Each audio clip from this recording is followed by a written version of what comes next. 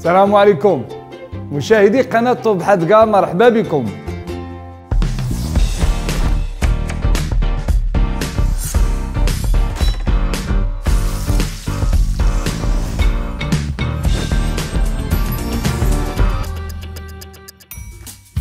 اليوم غنوجد لكم واحد ديسير لذيذ وسهل في التحضير.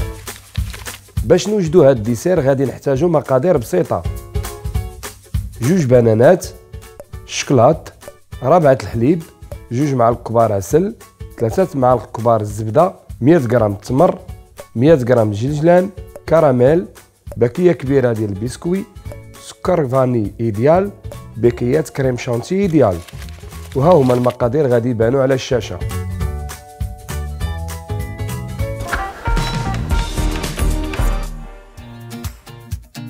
حمصي الجنجلان في مقلاة سخونة ومن بعد 2 ولا 3 دقائق حيديه من العافية.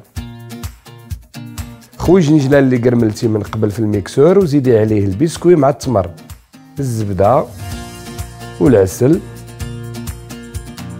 وخلطي كل شيء.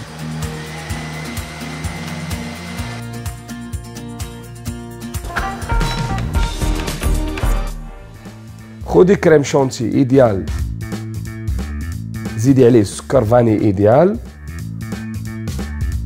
وخوي عليهم رابعه ديال الحليب بارد وطربيه بالباطور الكتريك لمده 10 دقائق باش تحصلي على كريمه خاتره ولذيذه. الا احتجتي البنان في شي وصفه ولقيتيه باقي خضر ديريه في البابي الومنيوم بهذا الشكل ودخليه للفران لمده 4 دقائق تقريبا وخرجيه.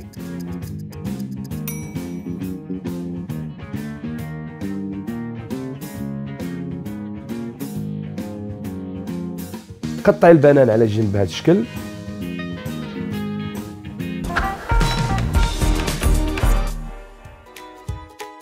خدي 2 ديال الجيب حلواني، عمري واحد بالكريم شونتي وعمري الاخر بالكراميل. دابا باش تقدمي الديسير ديالك سبقي الخليط ديال البسكوي، حطي عليه الكراميل، زيدي فوق منه البنان، زيدي الكريم شونتي، عاودي حطي عليه البسكوي، الكراميل، البنان والكريم شونتي. ودابا يمكن لك تقدمي الكاس الثاني بطريقه مختلفه بهذا الشكل مثلا.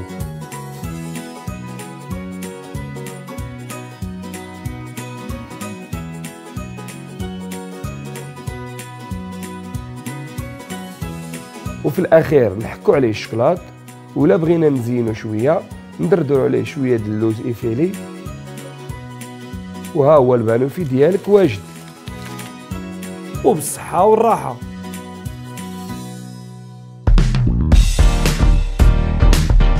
كنتمنى هذه الوصفة تعجبكم، جربوها وبارطاجوها مع احبابكم، شاركوا معنا في القناة، ضغطوا على الجرس وتابعونا في الفيسبوك.